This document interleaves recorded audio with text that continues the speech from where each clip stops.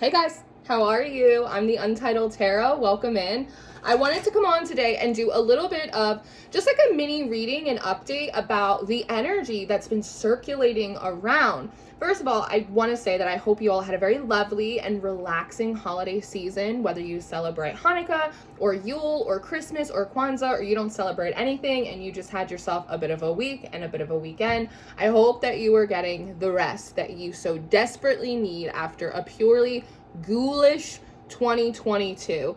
The week between Christmas and New Year's is always a little bit like no man's land. There's just this really foggy time, a liminal space where we're just army crawling our way into the next year.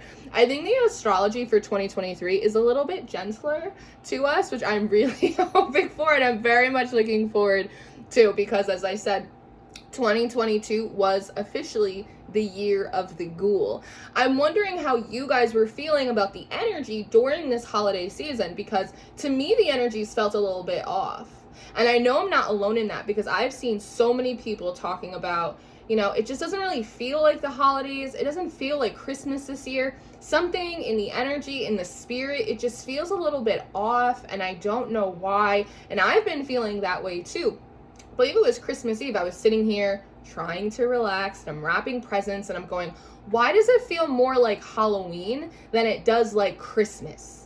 And that was really suspicious to me. And I think all of us have been getting sort of collective guidance from our guides, our ancestors, about rest, recuperate, just take a load off. But it's really difficult to do that when intuitively, like, you're kind of on high alert and like you're sensing that something is off, or that you're missing a piece of information, that there's something, we're looking at the left hand, but we don't know what the right hand is doing. That's how I've been feeling. I'm like, how am I supposed to rest when I know that something funny is going on in this energy? And so I really started to kind of just like dig into it and inspect it. Over the last few weeks, I've been noticing that my intuitive abilities have really been heightened in unsuspecting ways. And as I'm sitting here and I'm like, it feels like Halloween and something feels off and I'm trying to relax, but it's kind of difficult. All of a sudden, I got this sensation or this smell, and it was a smell like a rot. Like when you miss crumbs that get like pushed underneath the couch sofa and you don't know that they're there, and then all of a sudden the room starts to smell. It was that type of energy. It was that type of feeling. Now, what is this rot? First of all, we just had the winter solstice in the northern hemisphere, and so this is a time when like the earth is slowly dying, it's going to sleep. We are going through like just spiritually a lot of like death cycles right now, trying to clear out everything from the past year especially. So there's like a grief that comes up from that. There is a rotting and a dying away of all of these versions of ourselves, or these situations that we've been hanging on to for a while, but it felt like it was more than that. And I think some of it has to do with Saturn. In March, in the very beginning of March, Saturn leaves Aquarius and it goes into Pisces, yes? But if we think back to the beginning of this Saturn transit, Saturn went into Aquarius right around the time that COVID hit. And I think we can all agree that over the last 3 years, nothing has felt right. The holidays have not felt particularly joyful. We've been in a global pandemic, right? There's been 100 million things that have been going on to have us not feel normal, not feel regulated, yes? And so I think just in the mundane aspect, I think that's part of it. This is the third year in a row that things haven't been normal. Families have been separated. There's, social and political upheaval. People are still sick. Like, it's a thing, right? We have to consider the mundane. Astrologically, I feel like Saturn is in this process right now, preparing to leave Aquarius and go into Pisces, where it's basically like pulling the rug out from underneath us to show us all of the pizza crusts and all of the crumbs that got stuck in the cushions, that got stuck under the couch, and the vacuum didn't quite reach. We have been learning, we've been going through lessons, we've been healing, like we've been doing all of this stuff, but there are some things that the vacuum can't quite reach, right? And maybe for a lot of us, we haven't been strong enough to like lift the couch up to really see what's kind of going on under there. And so I think that Saturn in a lot of ways is showing us like the mess that is still left to be cleaned up, that we didn't realize was there and has been sitting and rotting and just like festering. Now, I woke up this morning with a little ditty in my head, and it was this song Past Lives by Born. And I think the first line, or in the chorus, it goes, past lives could never come between us. And so I do think that there's an added emotional and spiritual pressure and intensity that's on the collective right now. Because when we look at the brick of ghoulishness that we've been dealing with over the last 3 years, a lot of what we've been processing is not just what has physically happened to us in this life, but also it has been the cyclical nature of things from past lives that have been coming up. I think a lot of these sort of karmic cycles, a lot of these lessons, a lot of these woundings are things that stem from past lives that you've had that have been replayed out in this one, which is why the work has been extra intense, which is why the healing has been particularly difficult, why you haven't been able to bounce back in the same way that you would have said 5 years ago. So, you know, when we look at COVID, we look at Saturn, we look at sort of these past life reemergences, it's like this Russian doll of horror. And so I think that there's something particular about this holiday season, about this dying off, that is creating a little bit of a rot, a little bit of a stench that spiritually, like, we're picking up on, and it doesn't quite feel right, because it's not, right? Because the energy isn't right or light or joyous, even if we are doing everything we possibly can to make it be so. So I do think that there is sort of this rot that is coming from the recognition of things that need to be released or healed or just attended to, that maybe we just didn't get to it, we didn't maybe know it was there. So that way, similar to like when you bury someone in the earth, over time they do become one with the soil again, and something new can be regrown. But it is a painful process, and it does require us to sit in this uncomfortable energy where things don't really feel quite right. There's also this energy of kind of being pulled back and forth between the old and the new. I know for me, like, there's so many things that I want to be doing, there's so many projects that I have, like, there's just shit on my list, right, that I'm trying to get to that's very forward and future focused. But there is sort of this pulling on me about things from the past, things that I already worked through, things, people that I don't care about anymore. I'm like, why is this coming back up? It's because it has a connection to a past life. So if those of you who have not been doing like past life meditations, past life readings, now is a really good time to kind of get on that and just add that extra component when you're divining, or when you're doing your meditation, or when you're consulting with your ancestors. Even asking yourself, like, is there a past life correlation to this hook that's in your spirit? Because it might be, and you spiritually, energetically, you can return back to that place and you can heal it. And I think doing that is going to lift a big weight off of your spirit, because they're showing me the Eight of Swords in my mind, which means that for those of you that have been doing a lot of healing, you've been doing a lot of work, but there are just some things, some fears, some personal limitations that you just cannot get over. It's not because you're not doing the work now. It's because there is a balm, there is a medicine, there is a healing that needs to be placed on the then, on the past life, on the origin of that thing. And so I think if you keep that in your mind, it's gonna help a lot. Now, as I said before, if you're anything like me, your guides have been telling you, just rest, just relax, just be cool, man, right? It's a little bit of the dazed and confused, you know? It's just like, just be cool, man, a little Matthew McConaughey type of energy. But it's difficult to do that when, again, like, something feels sort of off. Now, a lot of you who have been with me for a very long time know this, but my specialty is spiritual warfare. So the thing is that when we have sort of this collective rot that's kind of moving through, and there is this need for this healing, and Saturn is kind of like shaking or like beating out the rug on the back porch, right? It is important to rest. It is important to reflect.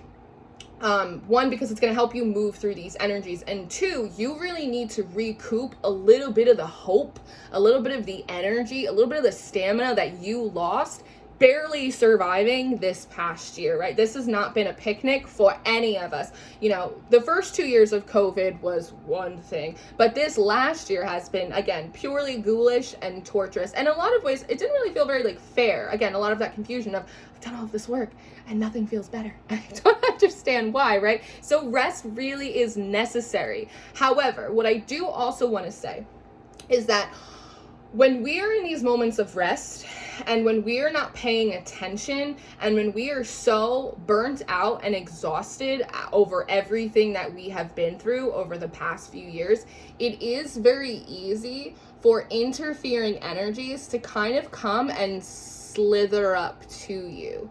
And so the idea of rest, everyone needs to rest, was a little bit confusing for me, because I'm noticing that as this sort of collective rot or this collective grief is making its way through for good reason and good purpose, I also feel, again, because of the work that I do, I also feel like a little bit of these parasitic energies that are seeing this as an opportune time to kind of just crawl into your spirit. Now, it's important to remember that these parasitic energies, these intrusive energies, interfering spirits, that oftentimes they come by way of an earworm, which means they'll come by way in like a very intrusive thought, or all of a sudden getting very self-deprecating, very negative, a little bit nihilistic, a little hopeless. Oh, what's the point? It's like that really gritty energy, and not like a holy grit. A lot of you guys understand what it is to have like a holy grit on you, and it's the idea of, well, if the mountain will come to Muhammad's gonna go to the mountain. Yeah, you can knock me down, but just like tub thumping, I get back up again, right? It's like, I have faith in my ancestors. I have faith in my spirits. I have faith in myself. I am a little bruised up, but I'm not broken. That's a holy grit. These interfering energies, they bring forward a different kind of grit that, like an emery board, it tries to wear you down. And again, it comes by way of an earworm. And it's easy when you're off guard, when you're relaxing, when you're exhausted, when you don't like have any fight left in you, you're not going to pick up on these things. So if you've also been noticing that, yes, the energies felt a little bit off, things have felt just a little bit more pressurized and intense, and as well, you're also kind of falling a little bit in that rabbit hole, pay attention to that. Because it's not on accident. Because if you allow these self-deprecating thoughts to just be absorbed and you're swimming in it, you're not going to be able to discern it. You're not going to be able to say, no, I don't accept that. You're not going to be able to say, no, my season is changing. I've done this work and my life will show the results of that. You're not going to be able to fight back mentally, intellectually, with critical thinking, with your heart, with your faith, right? And so I say this not because I don't want you to rest. I do want you to rest. I want me to rest too. You know what I mean? I'm not saying this to cause fear, because you don't have anything to be afraid of. You've heard the inner critic. You've heard these voices before in your head. It's not your first time at a rodeo. And as we know, interfering and parasitic energies, it's like they're all hat and no cattle.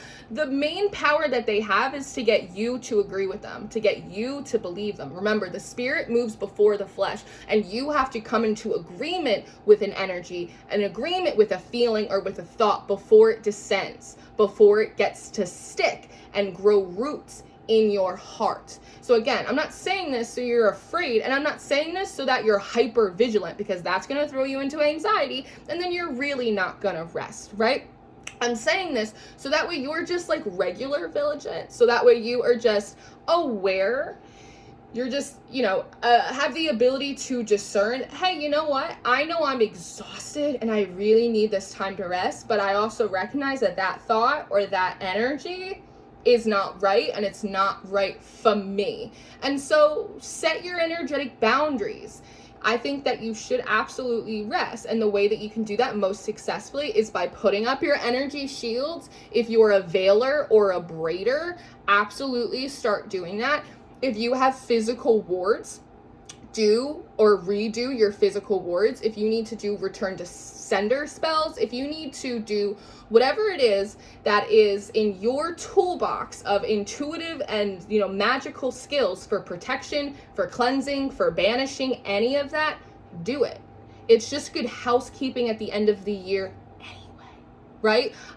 So that is my primary piece of advice. Recheck your wards, up your protections, and just be extra mindful about the energies that are around you, and like the energies that you feel like are kind of sticking to you a little bit. Because if you notice that you have the ability to go, you know what, maybe I need to reinforce my personal power, or maybe I need to remind myself of why I have confidence in my gods or in my ancestors. Maybe I just need a little bit of a refresher about who the heck I am.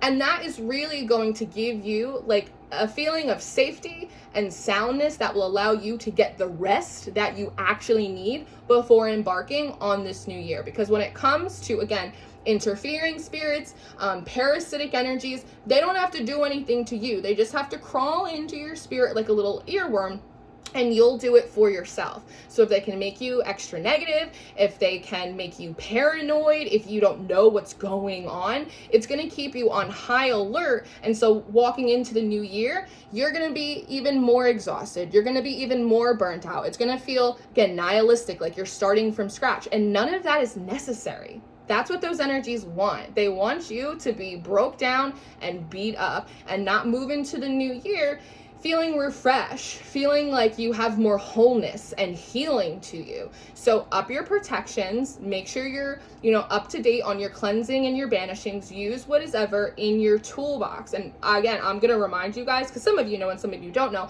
but I run an intuitive school over on my Patreon. It's called the Worker Bee tier, and you can also get it in the Hive tier. But I have all of these workshops about warding your physical spaces, warding your social media, how to do cleansings, all of these different things. I have those skills for you over there if you need more assistance. But a lot of you guys are well versed in all of this already, and you don't need my help. You just need the reminder. Even me, I was like, I don't know if I'm gonna make this video, but it felt necessary, because if no one tells you that you're not crazy, if no one tells you what's going on, then you're just gonna be paranoid and you're gonna be exhausted. And I don't want that for you, not for my people. So I actually don't even need these cards, which is, good news for me. But that's the energy that I have been pulling in. These are the downloads that I have. This is what I've been sensing in the spirit. This is how I am tackling it on my end, in my practice, in my life. I hope that there's something in here that resonates for you, that assists you in making this transition from the old to the new a little bit smoother. If you have any questions, feel free